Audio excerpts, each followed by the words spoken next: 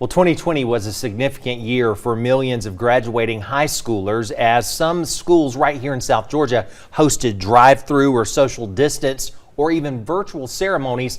Others didn't even have a ceremony. Yeah, but one family remembers that time was a moment in their family history for their disabled son when he was excluded from the one event that would define his life. WALB's investigative reporter Brittany Blake shares how they plan to keep this from happening again.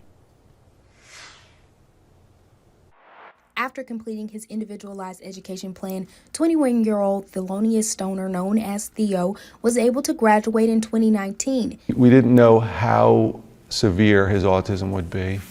Theo's quite profound. He's nonverbal, and he's quite often he would only sleep 2 hours a night.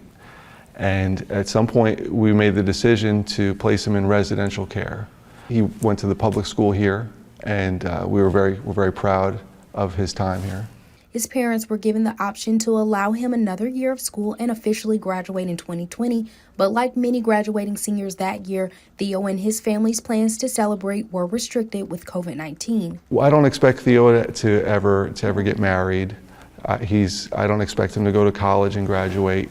This is really his big milestone, and he deserves to be celebrated just like everybody deserves to be celebrated.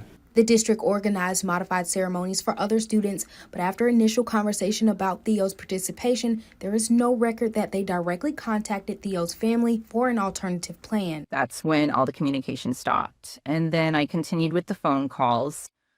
So we're fast forwarding 2021, 2022, 2023, 2024, 2025. That's when I started to CC everyone. That was the Board of Education, special education, principal, assistant principal, the superintendent.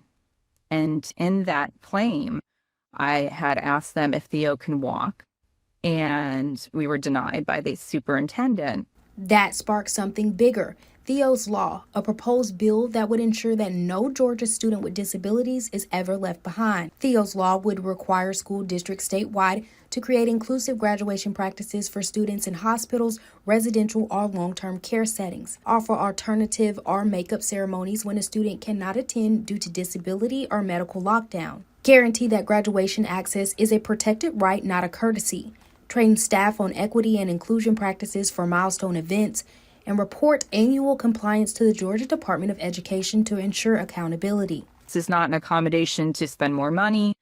This bill does not, won't cost the state anything. He met his goals for graduation. We paid his graduation dues. And I think that it's important that students like Theo don't fall through the cracks.